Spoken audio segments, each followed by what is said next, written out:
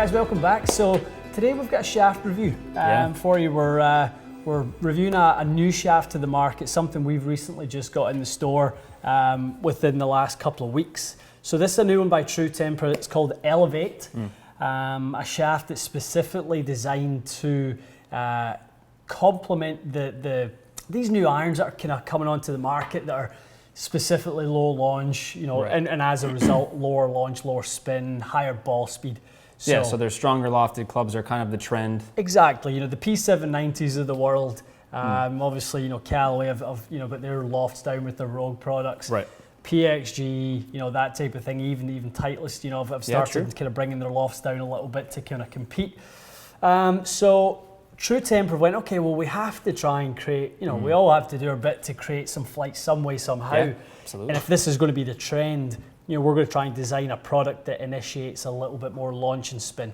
And you've said that in the past about even driver head design. You've said that a lot of the time the shaft manufacturers will kind of keep an eye on what Callaway's doing and TaylorMade and say, okay, if it's SLDR, which was low spin, we need some shafts that are higher spin. That's a great point. It's kind of the same thing, isn't it? It's exactly what it is. It's the shaft companies reacting to what the ball, then the head, the ball and the head, how they sort of react. And it seems to me this is probably the first one that's kind of gone at it this aggressively from an iron shaft perspective. It's a pretty bold claim that they make. Claim, yeah. They claim 2 degrees of initial launch and 400 RPMs of spin. I mean, that's a big claim for a shaft, big claim just to say that if you keep the ball and the head the same, this shaft will produce 2 degrees of launch and 400 spin. So tough to do. I mean, that's like you bending an iron, 2 degrees weaker, basically. That's similar performance. Basically. Yeah. I mean, that's exactly right. So I mean, if we gain 400 RPMs of spin, it's about half a club of loft.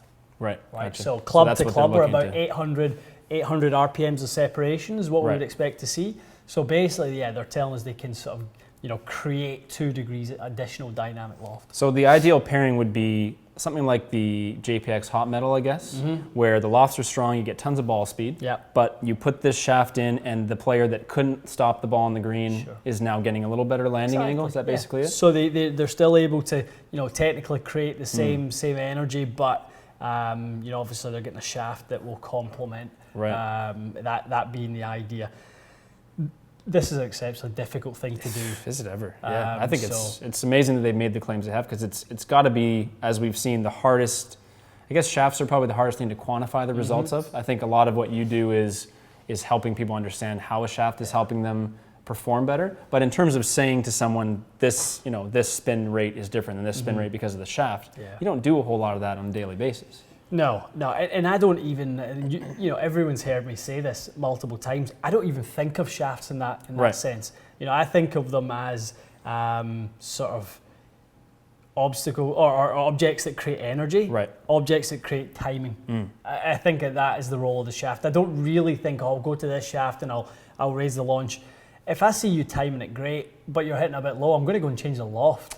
The loft, I'm going to go and do that before I'm going to try and change the shaft. And you'll see if someone's hitting, if someone's striking it bad, or they have an off strike pattern, then I guess the shaft is a good thing to look at. I can affect your strike pattern, which might in turn change your ball flight, but not directly. Definitely. Yeah. I mean, and the thing is with this, we're obviously going to do this test with you, and we're going to get a set of results. It will go one way or the other. The reality is, though, that doesn't mean that for everyone out there watching that they're going to get the same result, because your swing dynamics, how you load this shaft is completely different from obviously the way any other person's going to do. Your swing characteristics are just that, they're yours. And different people will always make shafts do different things, and we've all had that, where you've got a friend, they try their club and you can't hit it, and then you'll grab it back off them and just stripe it. So very true. It's all unique, but it's another offering, and there's a couple other kind of sort of technical benefits to it as well. They've added a new thing called VSS, which is kind of vibration suppression system, which is kind of the idea to replace the old sensor core. Oh, really? So you remember we used to have the sensor core in there, the foam and rubber, so you could actually feel like the shots were a little bit more solid. You took the vibration away from those kind of mishits. Gotcha. So this is the idea that it's kind of like sensor core without the additional weight. So it's not the same type of technology. They've just done it with a different type of material? They've done it all internally. Interesting. Yeah. So again, that's something that, you know, the feedback so far has been that it you know, feels great. The shaft feels fantastic. We've sold a few sets of them already in the couple of weeks we've had them. So, you know, feedback has been excellent on it. Well, that's interesting because let's say that maybe it doesn't raise someone's ball flight. Right. Or maybe you try the shaft and the ball flight is just good, and it's the same as another shaft, but they like the feel of this one better and they time it better. It's still a good shaft, but I think the problem is that when you see a release like this, a lot of people will just buy it blind. They'll order it and have them installed, go to the range and expect to see 10 feet on their ball flight. And unless you go in and at least see if it's going to do that for you, you could have wasted, you know, $300-400 on installing shafts. So whether or not we see a difference with my swing, I don't think that should be a definitive, you know, yes or no. Yeah. But it's at least, you know, some food for thought. If we don't see any difference, or if we do, you still need to go and check it out and see what it does for you.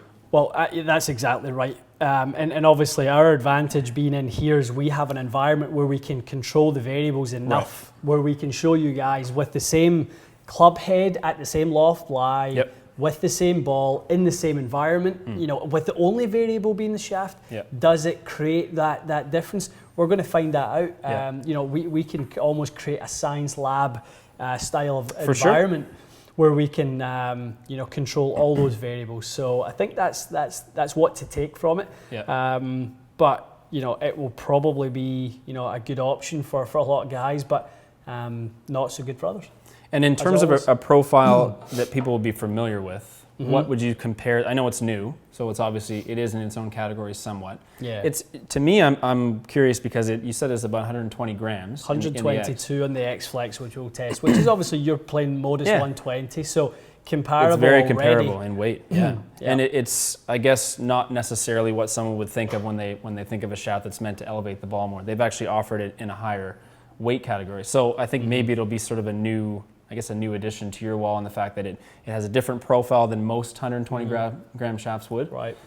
Different fitting tool, but whether or not it changes your ball flight for one way or the other remains to be seen. Right? For sure, and you know, with the shaft, it changes a lot flex to flex. Oh, it does. So the regular flex version comes at 112 grams, the stiff comes at 117, and then the X Flex comes at 122. That's quite a bit. So it does change quite a lot. So don't expect, you know, because it works a certain way when you play it in X, don't expect it to play the same as it does in reg as well. True. You know, I know sort of what you're expecting to see is, you know, the relative amount of sort of load for that speed will activate the shaft a certain way, but you know, you can never do it that way, guys. That's why this thing will never be replicated by a robot. You know, this club fitting game will never be replicated by an algorithm and a robot. There's always going to be an aspect of human testing to it. Absolutely. Because in the end, I mean, I'm sure that they robot tested with this shaft to get that claim of 400 RPMs, and I'm sure that it was legit. And they've done a lot of tour testing with it. They took out to the guys on tour who maybe didn't quite have as much speed. You know, were probably playing X100 at 130 odd grams, and you know, went out there, gave them something a bit lighter, and sure they may have gained a little more speed in from the swing, and that may be the thing created the elevation, or maybe the shaft is deflected more. We just don't know. Yeah. So it's one of those situations that we often run into. There's a new release, claims to do something, and we really don't know what's going to happen until we go and test it. Which That's we're going exactly. to do now. That's where we're going to take it, test it, you know, put together the results, and we're going to find out one way or the other whether the claims are as they say. Okay, let's go see what happens. Pretty good hit. That was really nice. It will be interesting because I don't get a ton of, I think my launch is decent. I don't get a ton of spin in my irons anymore, do I? No, you definitely don't spin them a ton, that's for sure. You get the height and elevation through ball speed. Right. But just under 5 is quite flat for a 6 iron, isn't it? Yeah, for sure. Especially because you play some loft on it. You know, this is actually weak of their standard lofts. Right.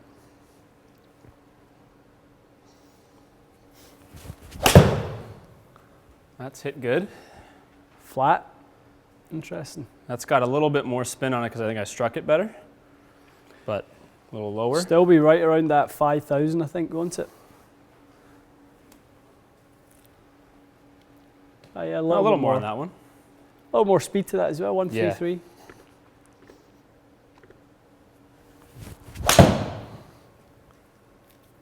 Turn it a bit. So typical numbers, I don't remember what my launch angle generally is. I think it's usually what, around like 16 or something like that? 15, 16 for sure. And then 5,000 spin.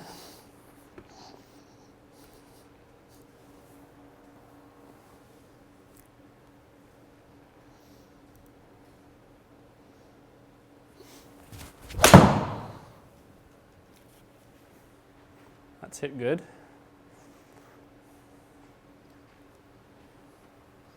Mash that one a bit more. Yeah, it's interesting today when just seeing you with that lower spin rate, it's kind of acting like a flyer. So it's making you carry it about 10 yards further. Yeah, it's definitely not, I think probably for the last few weeks, that's what my ball flight has looked like. With the long, now my shorter irons probably not so much. I think this talks a lot, Matty, to the service we offer our customers after they've been fit to come back and let's check them, make sure you're, because you've changed. Clear, I mean that's the clubs haven't changed. There's nothing about the shaft heads setup that we've changed, but you're constantly evolving your swing. Right. And the good mechanics will lead towards what you're getting right now, which is high ball speed and probably a little forward shaft lead. So it's an interesting situation where I certainly wouldn't want to change my iron heads maybe, and a lot of people wouldn't. Yeah. This is probably the first time you think there's a possibility that someone's come out with an iron shaft that may actually raise up the spin a little bit? I'll probably be skeptical until until we see it. Until I see it, yeah. I mean, I've seen so many shafts claim to do certain things, and in some people's hands it might, but in other people's hands it won't. Do nothing. So it'll be interesting to see whether the technology that they've injected into this or kind of designed it with a certain objective in mind, which is obviously creating a little bit more tip deflection through a slightly thinner walled tip section. Be interesting to see if that plays out. So let's get one more kind of stock one in there, okay, and then we can we'll swap out for the other shaft.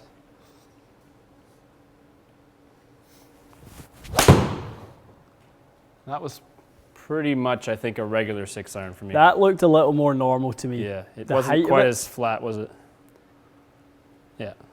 That's probably what a typical 6-iron will fly. Just about 5,000 spin. 15 and a half launch. Yeah. That's my 6-iron for the most part. About 2 in the air. Okay. Yeah. Yeah. Pretty much. Pretty much that right there. Yep. All right. Let's see what this guy can do.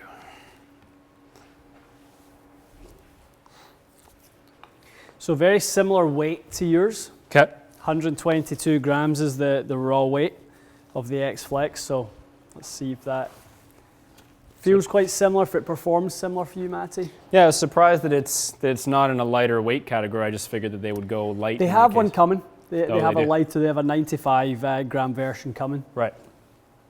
Which I'm actually probably more curious for that weight category than I am for something in the kind of, this would be considered light tour weight, 120 to 130. Because more of your customers are going to go into the 90 to 100 range shaft for the most part. Yeah.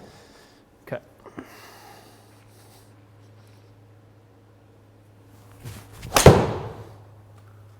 I hit that one good.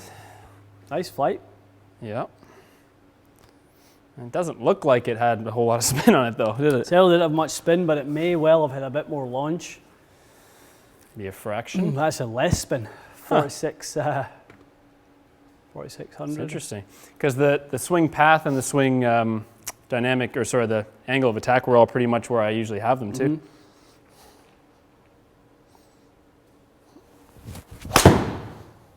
Fraction thin. Just a fraction thin, yeah. Not bad though. Not bad at all, no. Actually protected you pretty well. Yep. Those two swings were both, I think, pretty good. Struck them well.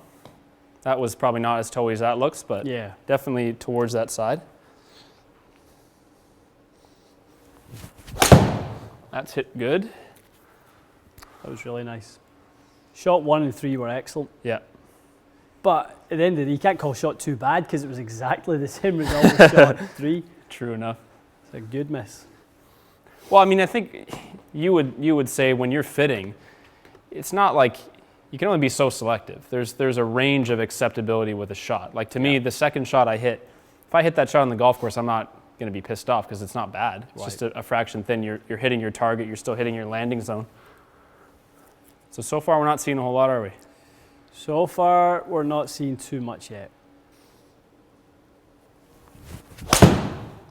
That's hit really good.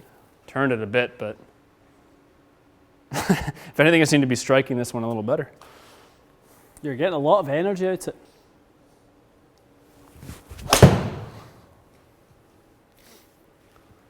It's hit pretty good, just didn't quite turn.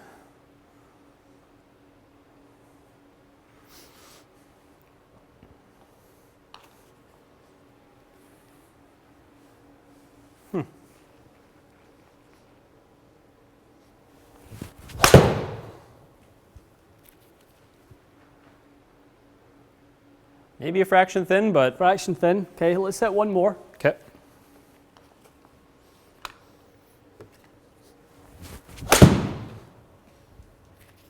It's hit well. Yeah, you've hit these really nicely, man. You've hit these really nicely. I mean, all perfectly acceptable 6-irons. There's a definite feel difference. When I'm swinging them, I feel a little more butt stiffness and for sure more active in the lower end of the club. But it doesn't seem to be doing a whole lot to the ball flight, does it? So here's a test I would like to carry out. Okay, so now hit that with this. Okay. Okay. Different ball.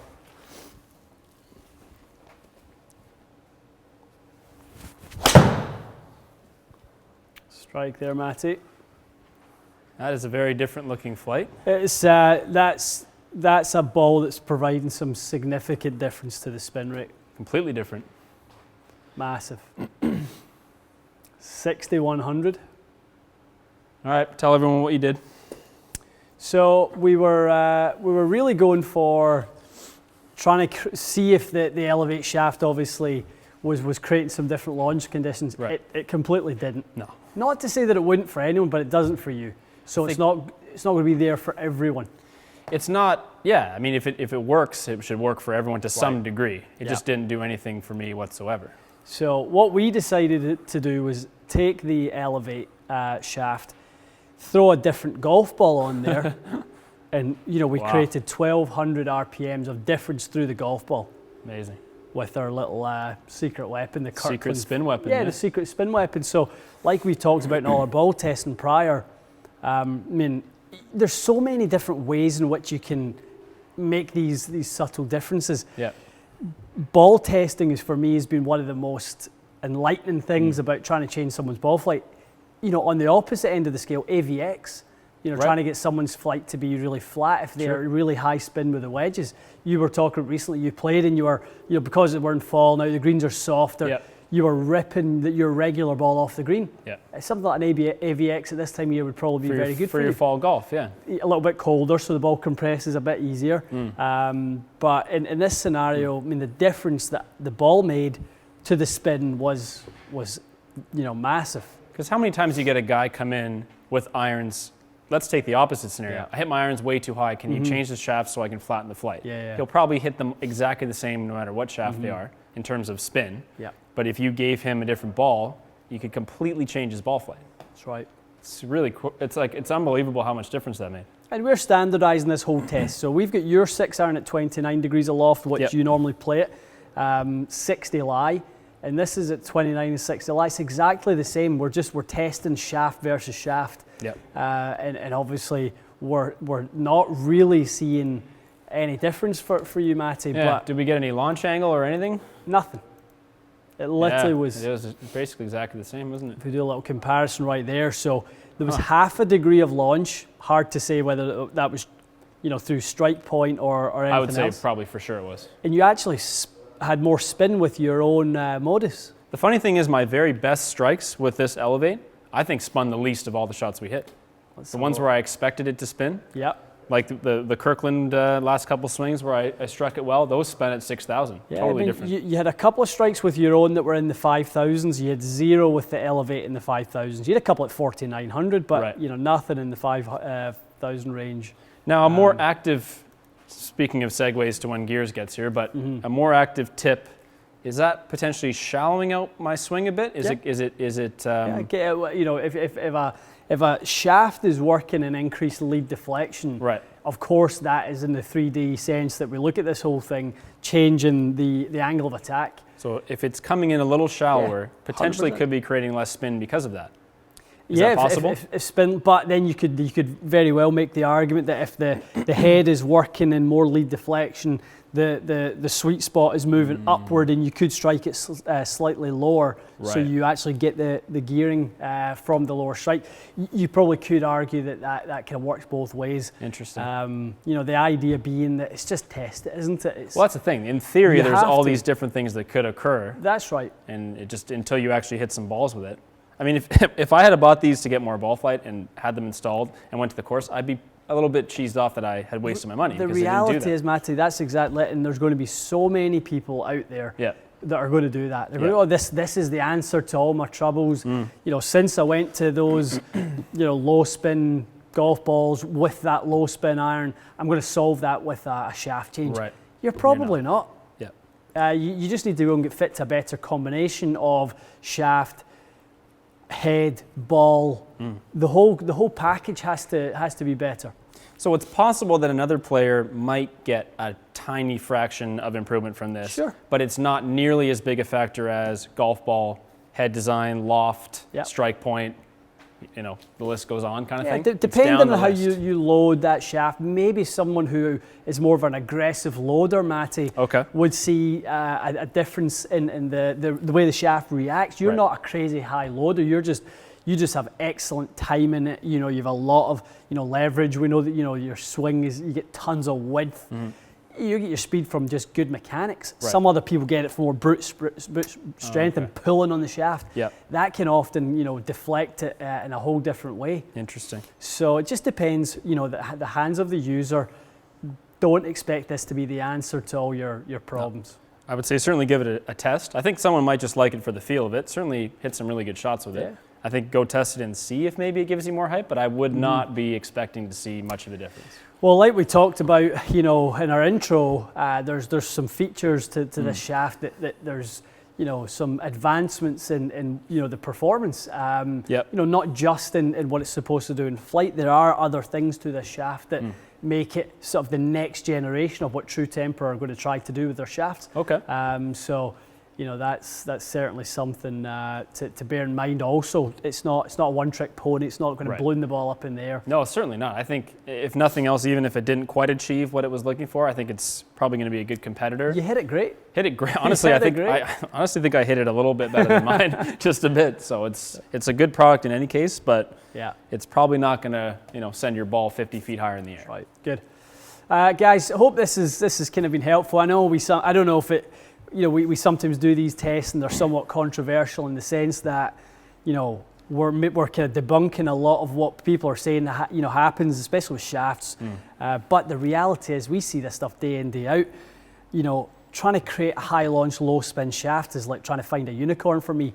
You have to create high launch, low spin scenarios. It's all about the combination of everything coming together. So, I'm not a huge believer that you can isolate one thing and all of a sudden it will change the characteristics of the ball flight. So I think it's worth us testing it. Absolutely. That's what these tests are all about. We're doing all we can to put the club in the hands of an exceptionally good ball striker like Matt is, and that's the best that we can do, out with robot testing. It's as good as we can. We took as many variables as we could. I'd never hit it before. We standardized these things as much as we can. You guys watched the whole test just now, and it did what it did. I know. So it's all good, guys. Please leave your comments. This is an interesting one for us. I hope it was for you. Let us know your thoughts, and if you've kind of seen similar things where you've maybe bought a product, thinking it's low launch or high launch, and it's actually had the opposite effect, or I'd love to hear your thoughts on it. And if you guys have been out and tried the Elevate shaft, love to know what you think. So appreciate you joining us, and we'll see you again soon.